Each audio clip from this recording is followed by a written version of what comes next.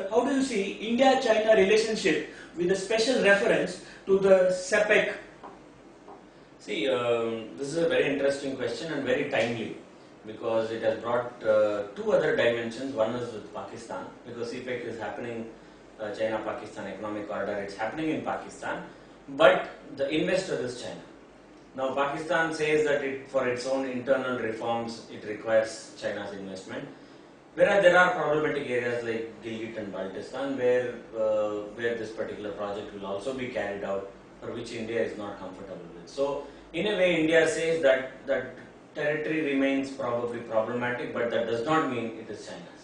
And China should back off, and certainly India will not become party to it, though India has been invited, for the simple reason by accepting that one, you are also accepting to secede that particular part of the territory.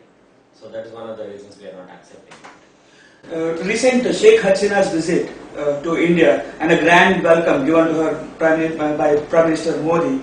And even though the main issue that had to be discussed was the river Tiesta issue, but she took away with lots of military support from India. Was it a counter move for to check China? No, I'll tell you.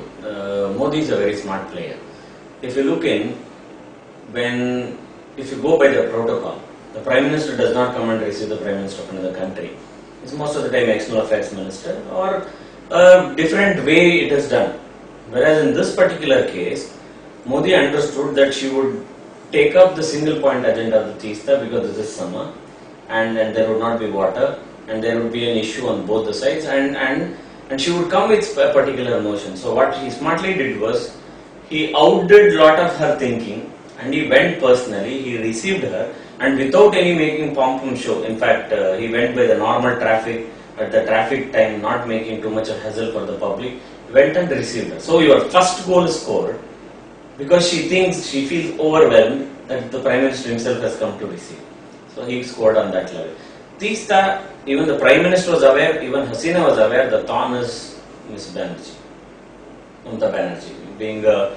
Being a state that shares border with Bangladesh, she would certainly raise that issue, and the Prime Minister was aware of that one. Now, the other important angle is what you brought in, containing Chinese investment and such other things. Yes, India would certainly want to take an extra mile with Bangladesh because Bangladesh has been much more closer to us and much more helpful to us since Sheikh Hasina has come over. So, helping Sheikh Hasina to retain power for a longer time through economic development and military development that is required in that particular country is also in the interest of India. Because the Bangladeshis should not think that India is only using as an instrument or a lab and is trying to extract everything that is required. Otherwise, it has to think that Indians are actually supporting, Indian government is supporting, and India wants Bangladesh to grow. Unlike the other view where they think in a different way. Yes, for sure, India is trying to check whatever the progress that China is trying to do, and you have the great example of the resistance to the Chinese investment in Hambantota in Sri Lanka. Now that's only the beginning. The Chinese colors will come true, and for sure there will be more resistance and there are more avenues for India. I also understand that there will be general elections in Bangladesh shortly. Will Sheikh Hasina's visit be a plus point to her, or will it have some... Certainly. This is all about bargaining. You make a visit and you sign 22 pacts. It's not an easy thing. And also the Prime Minister has been so kind to her, and at the same time he himself has been scoring brownie points, where last time she came, they signed the enclaves and exchanged the enclaves, and it already came in the Gazette of India. So, which was historic since the creation of the country in 1971. This was not a solved problem at all. And the Prime Minister could do this one. So, it very clearly says that everything that she goes with a particular baggage on a positive note will help her to become a more and more stronger leader, and she will be in a position to tame the opposition in Bangladesh. And that happening in Bangladesh is always helpful for India to remain much more peaceful, because we already have a troublesome nation in our neighborhood in the form of Pakistan. We don't want another Pakistan to be created in the east at least. So another issue between India and China is Dalai Lama's visit to Arunachal. Before his visit, there were lots of media discussion and so on. Post, nothing is discussed. What is the reason for See, that? I'll tell you, this is very interesting. Somebody asked me a question. If CPEC is this type of a scenario, what options India does have?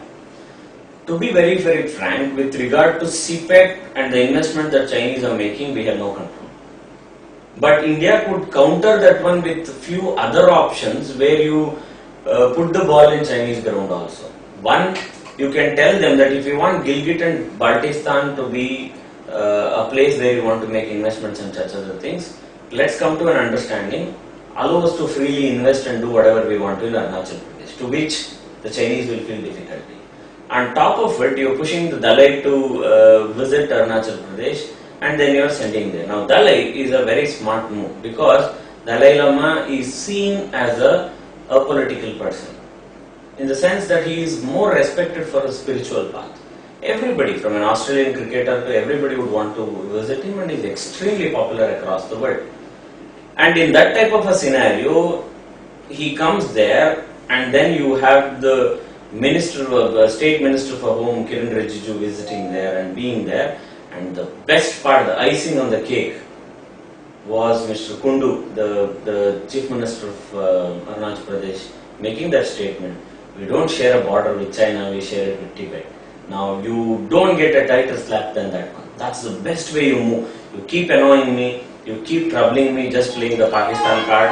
I have the other best way to do, that I deal with you with the way you understand it. So after that, the Chinese protested. Chinese said, for sure, the Chinese said that this is not acceptable, and the border issues will become more and more problematic, and we are going to make it more problematic. Be prepared for anything unforeseen and all this. India is ready. You see Prime Minister making no qualms, is not making any statement, and the issue is dead.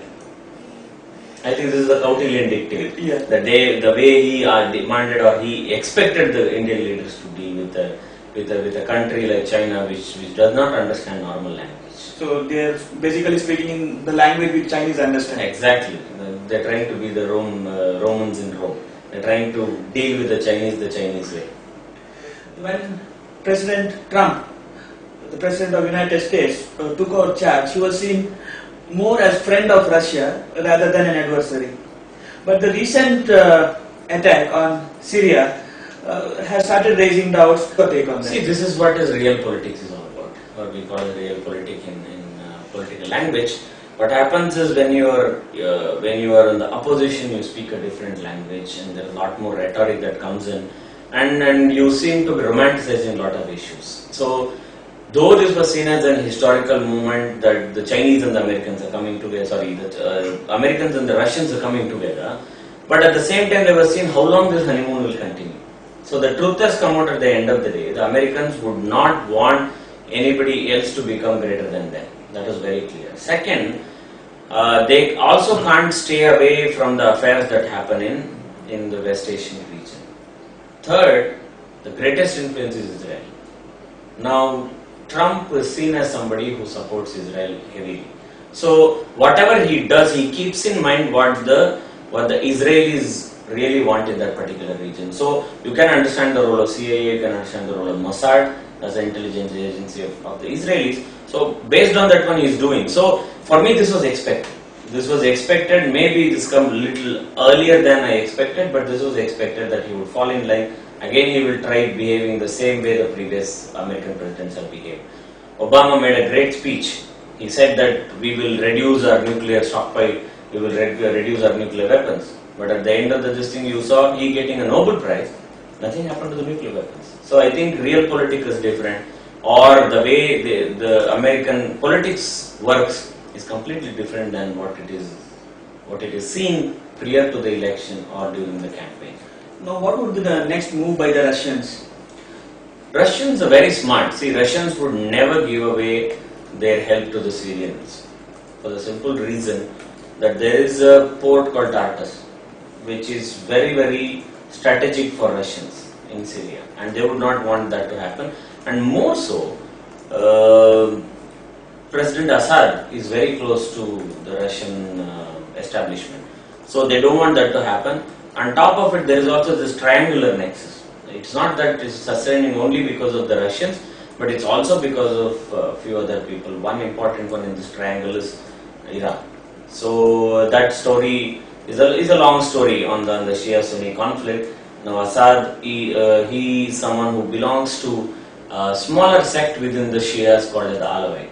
So he is an Alawite and is a minority, and the Iranians would not give up on another Shia who's ruling there in Syria. So you will see a tacit understanding between the Syrians, the Iranians and the Russians. So they will protect and they will make sure that Bashar al-Assad continues to stay in that power. And the Russians are very smart. They know their game well and they will keep giving back, and they have Snowden more than anything. So they have many more things to open the can of worms. Now, is it that America has totally forgotten about ISIS now, or is ISIS still in their list? See, ISIS anyway, at the end of the day, it's their own creation. It's the creation of their nexus between the Saudis and the Americans. Now, how long you will fight? You can only use that as a flagship program. And unfortunately, the Iraqis are becoming a little more assertive, and they're cracking the ISIS in a big way. They're attacking Mosul, but at the same time, you will see ISIS taking responsibility for a lot of attacks that are happening at the lone wolf level in different parts of the world. That may be Stockholm, that might be Turkey, that might be France, that might be in different parts of the world. But at the same time, it looks like the Americans for a while are trying to forget ISIS, and they want to just divert that attention to. You don't know what exactly would be the outcome, because once you start neglecting them and try attacking the Syrians, the ISIS may reorganize themselves, or this might be some sort of a bargaining time for them to reorganize themselves, arm themselves again, and then go ahead with. So exactly we can't project or think about the trajectories of the politics that's being played in this particular region, but for sure this region has become a place for the great game. So today we have discussed about India-China relationship, the effect of Sheikh Hasina's visit to India, Sri Dalai Lama's visit to Arunachal Pradesh, and we also have discussed about Donald Trump's Syria program. Let's see how the things will unfold in the coming days. With this, we conclude this issue of the geopolitical review. We are very thankful and grateful to Dr. Nandakishor for his extended